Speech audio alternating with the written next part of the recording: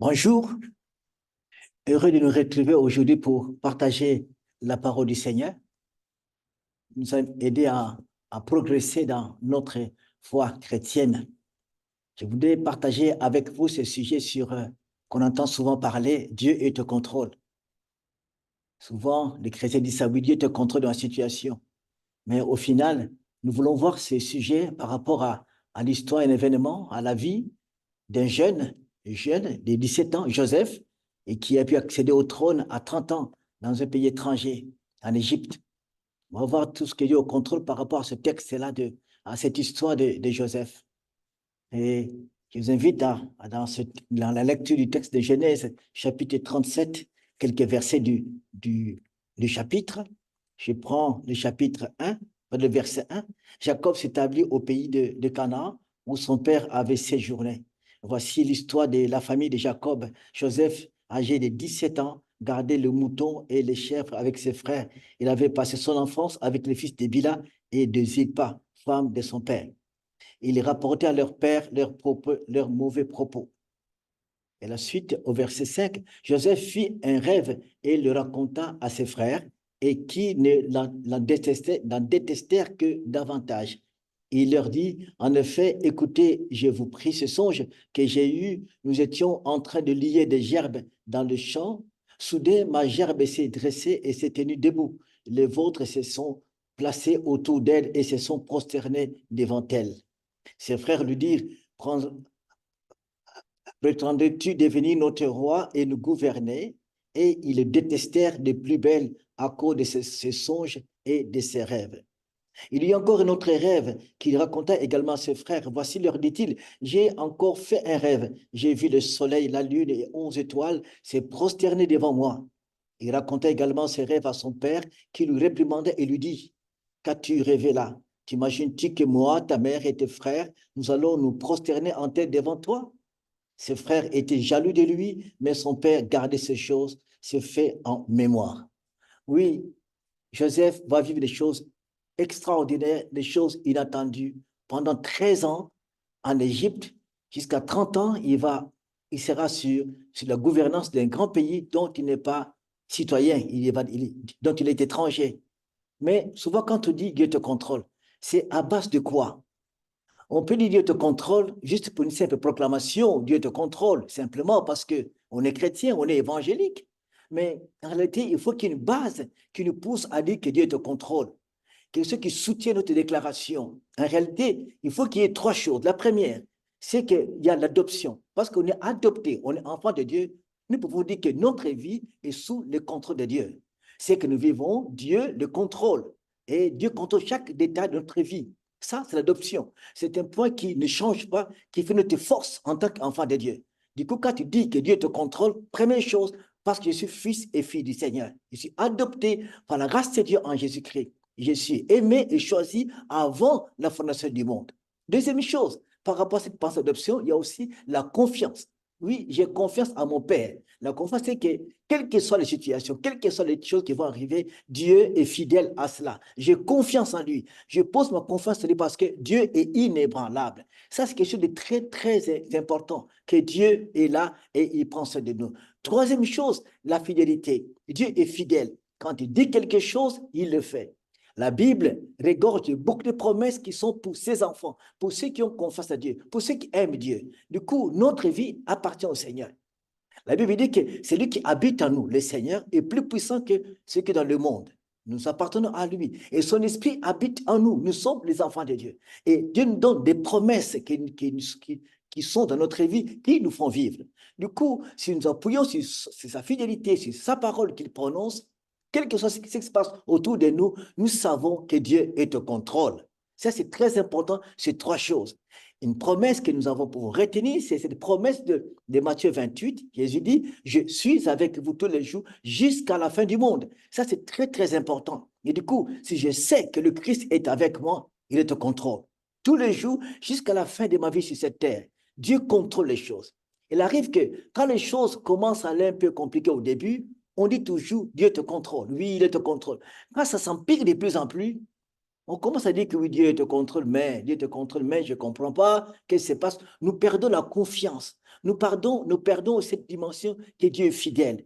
Et le mot, la déclaration de Dieu te contrôle, commence à perdre sa profondeur, à perdre sa grandeur, sa force. Ça reste juste une parole qu'on peut prononcer parce qu'on est chrétien, parce qu'on est enfant de Dieu. Mais ce n'est pas le cas. Alors parfois, Dieu te contrôle, le contrôle divin, parfois c'est le silence. Parfois, on n'arrive pas à discerner qu'est-ce qui se passe derrière. Alors, Joseph, ce jeune homme, c'est l'enfant de Jacob, c'est l'enfant de Isaac. Isaac, c'est l'enfant d'Abraham. Cette lignée des patriarches, un des enfants, des petits-enfants, c'est Joseph. Or, Dieu avait promis à Abraham, ta génération va séjourner dans un pays étranger pendant 4 siècles. Alors, c'est cette génération qui va entrer dans un pays étranger. Qui va le faire entrer? Il y a un seul homme, un jeune homme, Joseph de 17 ans, c'est lui qui va faire entrer Israël dans ce pays où il passera 4 siècles, Égypte. Qui va le faire sortir? C'est une autre personne aussi, c'est Moïse qui va le faire sortir après 4 siècles. Il y a 2 personnes, celui qui fait entrer Israël en Égypte et celui qui va le faire sortir, c'est Moïse. Mais les 2 personnes ont des parcours un peu particuliers, un peu extraordinaires. Mais il y a toujours la main de Dieu, le contrôle du Tout-Puissant. Alors, quand on regarde cela, prenons le cas maintenant de Joseph, il est tout jeune, il a eu 3 révélations. Première révélation qu'il va avoir à 17 ans.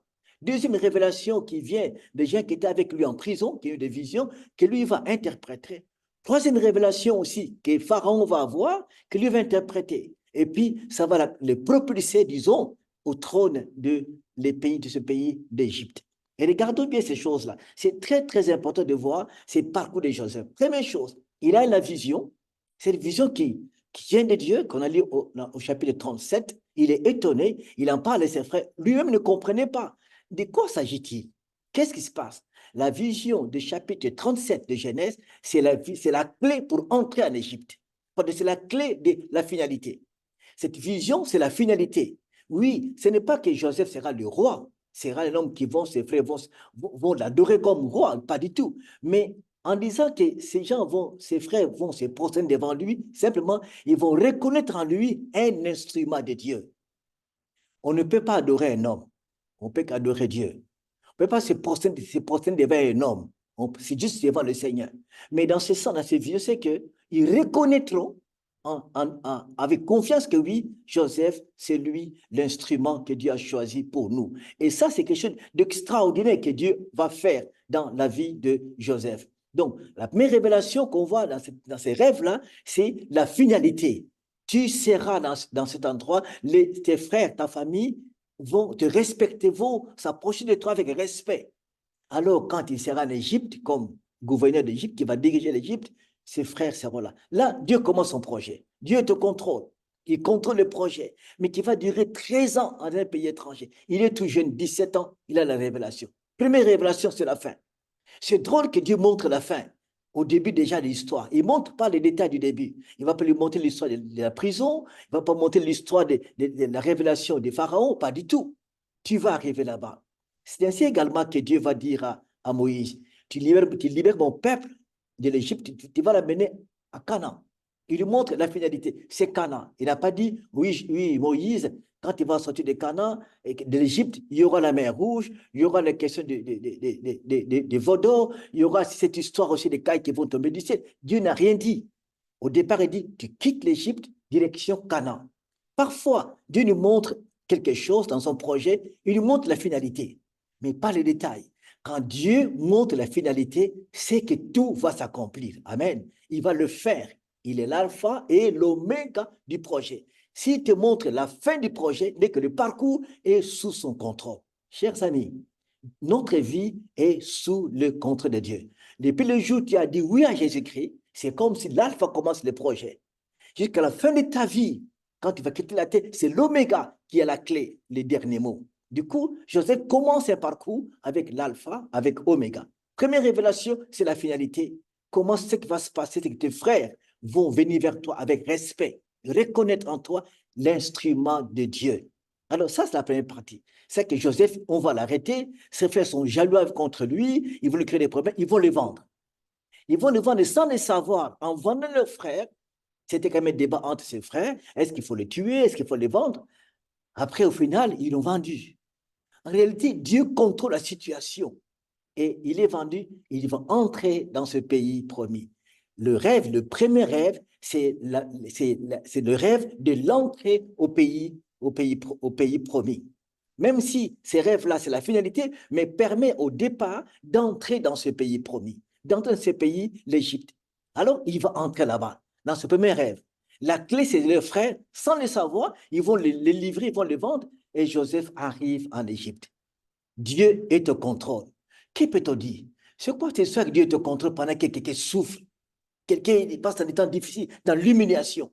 Dieu contrôle cette humiliation-là. Dieu contrôle ça. Et c'est dur pour ces jeunes, mais Dieu est au cœur de cela et Dieu contrôle la chose. Alors, il est arrivé. Parfois, dans les larmes et l'humiliation, la douleur, c'est sous contrôle de Dieu. On ne comprend pas, mais il contrôle la situation. Tu ne seras pas détruit.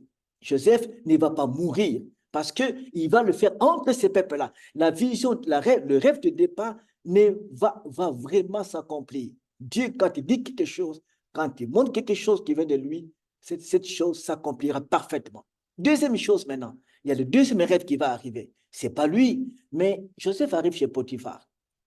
Il gère cette maison, il a la grâce de Dieu, et c'est formidable. Sa femme lui crée des problèmes, il veut qu'il couche avec lui, et Joseph refuse, il est arrêté, il est en prison. Et en prison, il trouve grâce aussi. Il est étranger, mais l'intendant qui gère la prison lui fait confiance. Il lui confie la gérance des activités dans la prison. Ça, toujours, Dieu te contrôle. Comment un étranger dans un pays étranger, dans la prison aussi, qui a commis une faute grave, d'après, ce n'est pas chez Potiphar, mais on va lui confier la gérance de tout ça. Ça, c'est le Seigneur encore. Dieu te contrôle. En prison, Dieu te contrôle. Dans le chien, Dieu te contrôle. Il est là, on lui confie la grâce de gérer les choses de la prison avec l'être prisonnier. Dieu te contrôle. Alors, en ce moment, c'est encore extraordinaire dans ce prison-là. Il ne va pas rester, il va rester longtemps. On ne dit pas les années, mais il va passer un temps en prison. Il arrive qu'il y avait deux personnes qui vont entrer en prison aussi. Les deux personnes travaillent dans la cour royale, au niveau du pharaon. Et ces deux personnes, un panetier et une chanson. L'homme qui sert tout ce qui est du pain pour le roi, pour le pharaon. L'autre, c'est pour la boisson, tout ce qui est vin, qui travaille dans ce service-là. Et les deux vont entrer là-bas. Parce qu'ils ont commis des fautes, ils sont condamnés en prison. Ils vont avoir des rêves. Là, c'est le chapitre 40. Ils vont avoir des rêves. Et dans ces rêves qu'ils vont avoir, et curieusement, ils en parlent à Joseph. Joseph, lui, ce n'est qu'un jeune qui a reçu la vision au chapitre 37. Maintenant, au chapitre 40, il va interpréter ces rêves-là. C'était avec exactitude. Dieu lui ouvre l'intelligence. Pourquoi cette interprétation? C'est la clé qui va le pousser pour le propulser pour sortir de la prison. L'interprétation du rêve des deux personnes, du panetier et puis de l'échanson, c'est la clé pour sortir de la prison. Dieu n'a pas dit au cours royal, oui, mais il faut libérer cet homme parce non, pas du tout. Mais ces deux rêves-là, quand il va interpréter pour les chansons du roi, qui sera rétabli par le roi, et l'autre, le panetier qui va mourir, et quand le panetier va sortir, il dit, quand il va lui expliquer son rêve, il dit, écoutez, quand tu sortiras, souviens-toi de moi. Chers amis, une parenthèse. La Bible dit, maudit l'homme qui se confie dans l'homme. Si Joseph, il croyait qu'en donnant l'interprétation, le sens de ce rêve, et puis il disait, écoutez, quand tu seras rétabli, souviens-toi de moi. L'homme l'a oublié. Il voulait s'appuyer sur lui comme si cet homme sera la clé pour sortir de la prison. Ce n'était pas lui. On peut s'appuyer sur les gens pour trouver une solution. Parfois, on est déçu. L'homme ne sera jamais l'appui. L'homme restera toujours un instrument. Et Joseph voulait s'appuyer sur lui, mais il a oublié. Ça n'a pas marché d'un premier temps, ça n'a pas marché. Et puis, il est resté encore 2 ans en prison. C'est encore long. Ce n'est que vers la 12e année, 13e année, et de 13 ans de ce temps d'Égypte, qu'il va arriver au trône à 30 ans. Et il va traîner longtemps dans des chemins un peu compliqués. Second rêve de ces deux personnes, interprétation de Joseph, il va sortir. C'est la clé pour sortir de la prison. Oui, le Seigneur continue à travailler pour aider Joseph à sortir de la prison de cet endroit-là. C'est quelque chose d'extraordinaire. Il ouvre l'intelligence. Dieu te contrôle. C'est que Joseph ne savait même pas. Il n'a pas pu arriver à interpréter son propre rêve au début du chapitre 37. Mais il va interpréter le rêve des autres. Voyez comment Dieu fonctionne dans ces choses-là. Alors, ce qu'il va faire, il interprète ces rêves-là. Et Joseph sort de la prison. Comment il va sortir? Il reste encore un temps, les chansons du roi est sorti de la prison, il est parti. L'autre, il est lapidé, il est pendu, puis c'est tout. Mais après un moment donné, mais qu'est-ce qui va se passer? Ce qui est extraordinaire, ça sera que Pharaon a mené un rêve. C'est deuxième interprétation et troisième rêve. Pharaon reçoit un rêve. Il voit des vaches grasses en bonne santé, 7 qui sont là, et puis 7 autres vaches qui vont sortir, qui sont maigres, qui vont manger les autres. Il n'a rien compris, il dort, il se réveille encore, il se réveille, il dort, et puis, c'est notre vision, il voit un épi qui sort, des épis qui, avec cette tige, c'était tellement beau, de blé, et puis l'autre épi qui sort à côté de cet épi qui sont maigres et qui vont dévorer les autres épis. Il ne comprend pas. Alors il demande qui peut m'interpréter cette vie, ces rêves-là. Personne de la cour royale. Mais qu'est-ce qui s'est passé? Les hommes, cette personne, les chanceux du roi, qui avait vécu avec Joseph en prison, va se rappeler. Il dit, mais je connais quelqu'un qui est intelligent, qui a une intelligence particulière, qui peut expliquer, interpréter ces rêves-là.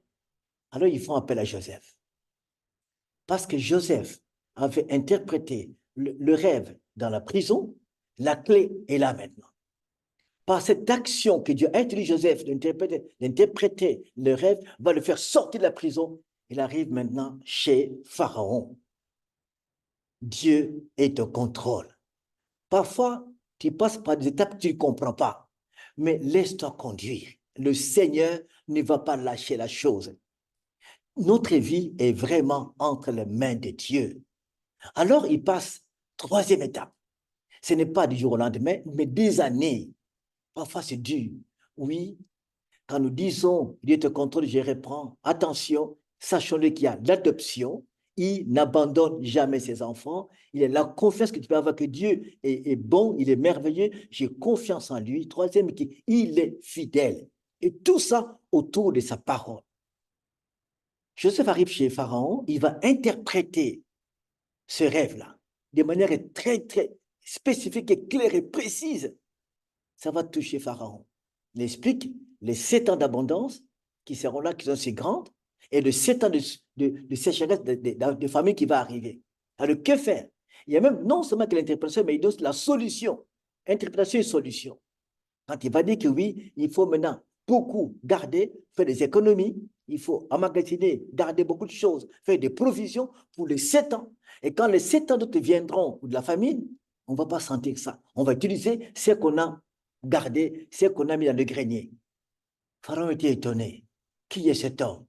Au final, il va lui accorder l'accès à la gouvernance de toute l'Égypte. La deuxième interprétation ouvre la clé pour David, pour Joseph, d'arriver au trône. Pour accéder à ce trône-là, il fallait passer par cette interprétation de ces rêves-là. C'est Dieu qui va mettre ces rêves-là dans 2 personnes en prison et dans Pharaon. Voilà les chemins de Dieu. La Bible dit, ces voies ne sont pas nos voies.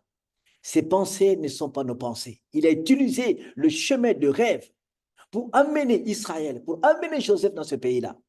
Il n'a pas utilisé une voix audible que Joseph, on va t'amener en Égypte, tu seras en prison et tu vas aller. Non. Mais il va utiliser les révélations et qui seront interprétées par ce jeune homme et ça sera le trône. Chers amis, Dieu est au contrôle. Je ne sais pas ce qui se passe actuellement dans ta situation personnelle, mais quand nous faisons confiance, quelles que soient les étapes, aussi sombres, aussi compliquées, il y a quelque part le Dieu qui agit. Même si tu n'entends pas une voix audible, tu n'as pas une vision, mais les étapes parfois ouvrent les yeux. Alors qu'est-ce qu'il faut faire? Que l'Esprit Saint, qui est puissant, qui nous conduit, nous permet, nous accorde le discernement. Discernons chaque étape que nous traversons. Ne murmurons pas, mais discernons pourquoi cette porte qui s'ouvre, pourquoi la deuxième, pourquoi la troisième. Parfois, ça t'amènera vers le projet que Dieu veut, vers ta libération, vers ta délivrance. Oui, il te contrôle. Lui, Joseph, c'était le projet qu'Israël entre en Égypte sous la puissance de Dieu. Je ne sais pas, dans ton cas, quel est le problème. Est-ce qu'une situation qui est compliquée, tu attends une solution du Seigneur, une réponse de Dieu, Dieu te contrôle. La réponse te donnera. Mais parfois, tu passes par des étapes.